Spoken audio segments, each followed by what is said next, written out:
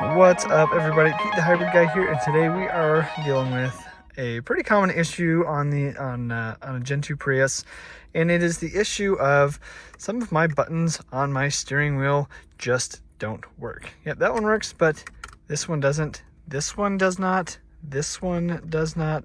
Into this. My cruise was not working earlier, but now it is, so it's intermittent, and I can't use my info button.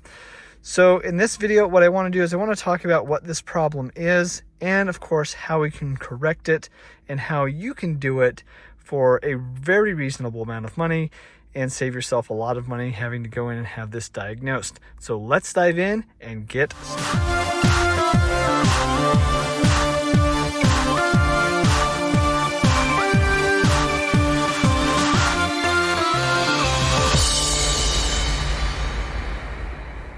So what is the problem with these buttons? How are they not functioning? How do they function? And how can we fix this for really cheap?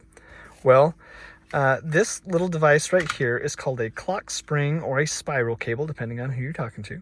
And what it does is essentially it's a ribbon cable that allows for all of these buttons to make a connection, a physical connection between here and the modules that they are trying to respond to.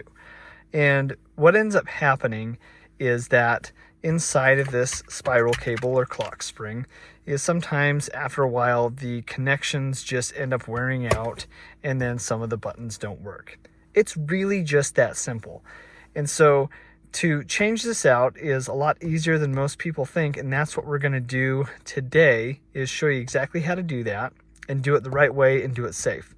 And also where you can get one of these for pretty cheap. I found a good place online because they're really not expensive, but you know, if you go to the dealership, you know, the Toyota dealer, or if you're going to an independent repair shop or something like that, you know, this repair could run you anywhere from $150 or more just to have this $25 part replaced.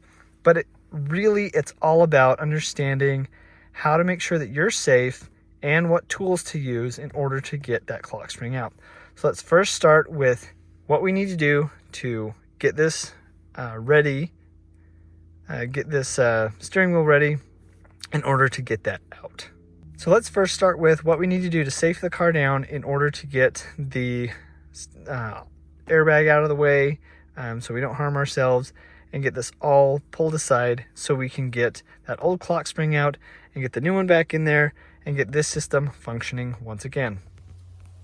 Now, lucky for me, I've been working on the hybrid battery on this car, so everything's out of the way. But when we deal with anything that has to deal with an airbag, we always disconnect the 12-volt battery. So I've just simply disconnected my ground strap and left that all right there.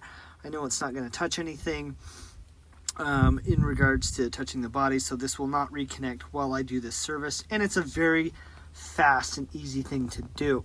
Now, for those of you who say that you need to disconnect the high voltage system, you do not, for a couple of reasons. One, the high voltage system has nothing to do with the airbag unless the car is on, which the car cannot be turned on now because the 12-volt battery is disconnected.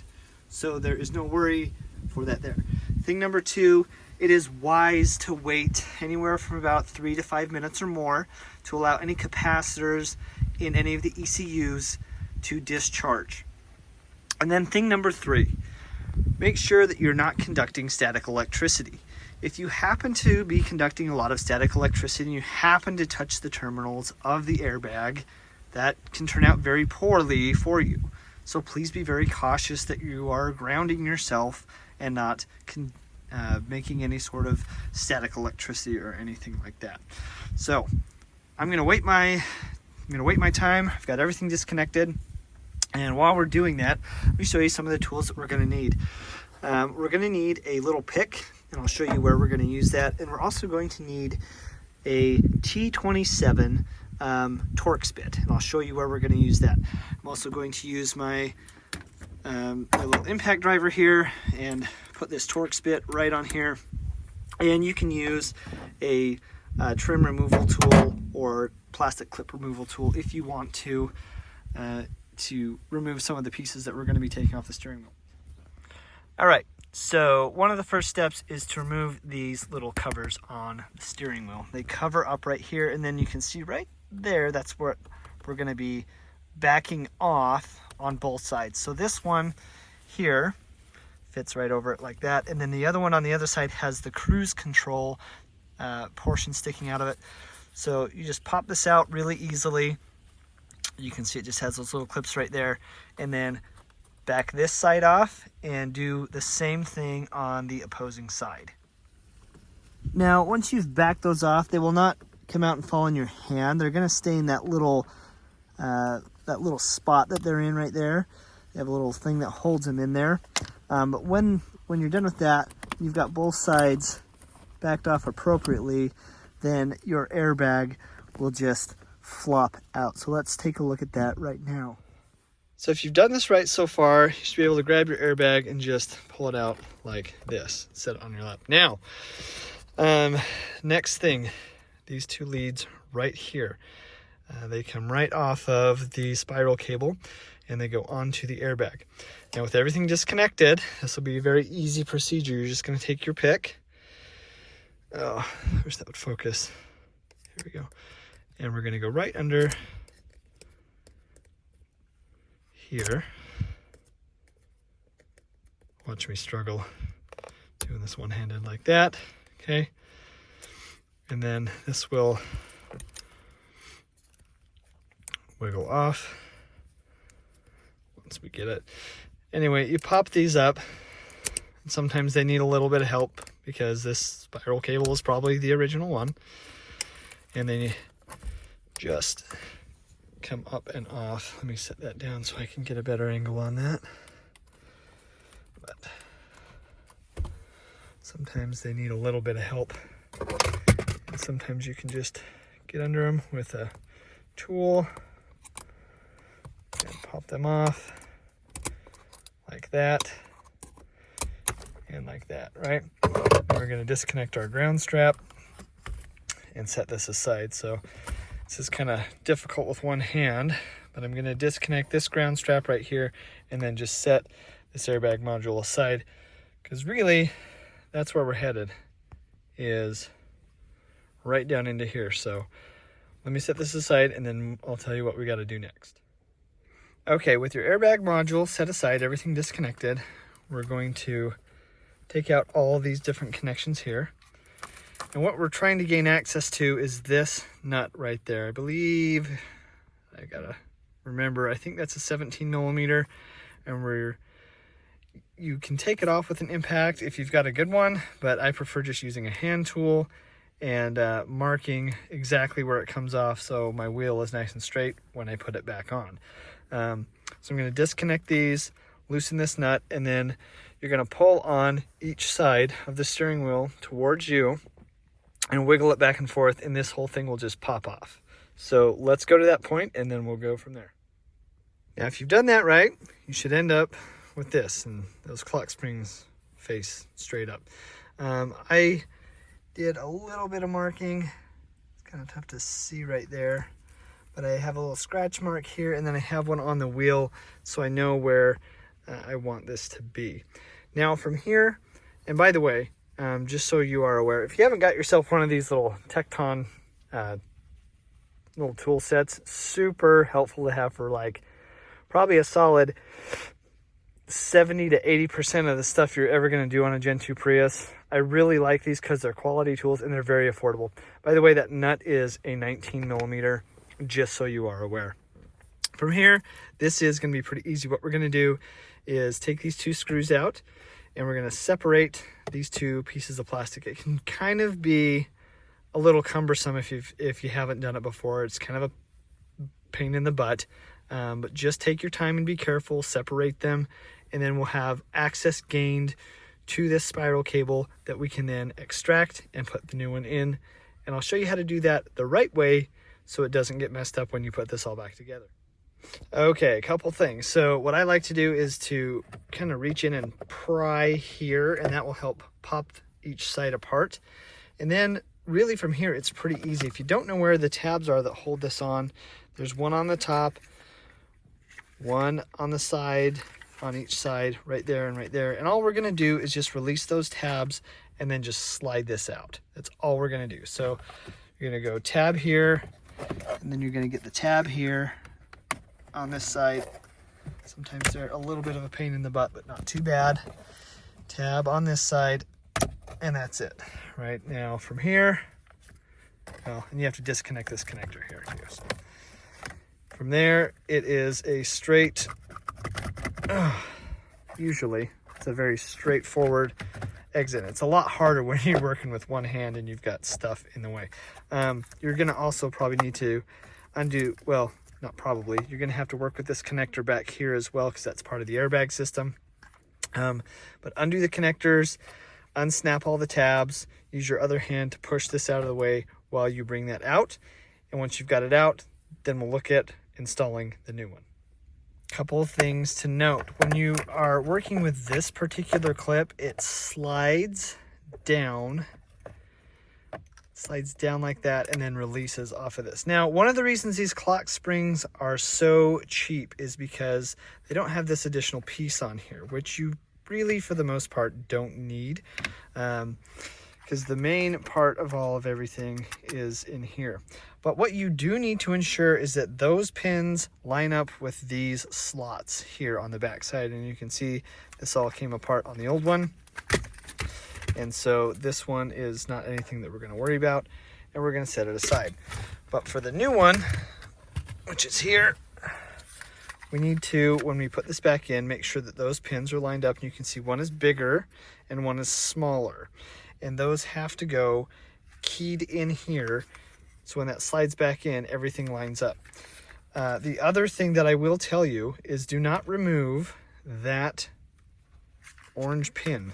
Don't take this out until you are absolutely ready to put this thing back together.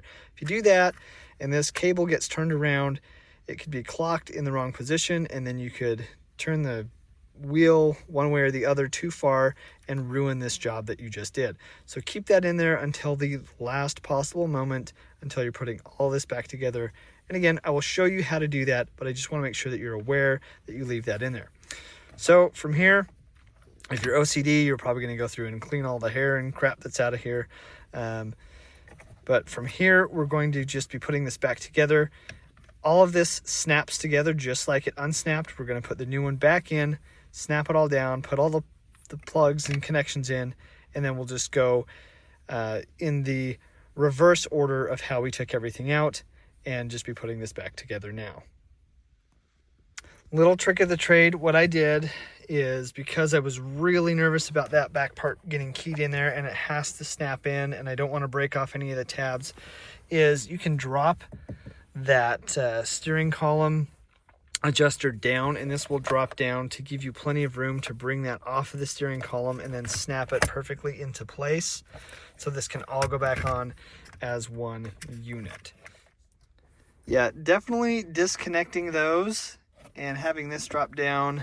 I don't know why I didn't suggest that before. I just didn't think of it, I suppose, but that made putting this on and snapping in, putting everything into place, snapping it into place a million times easier. So I would definitely suggest doing that.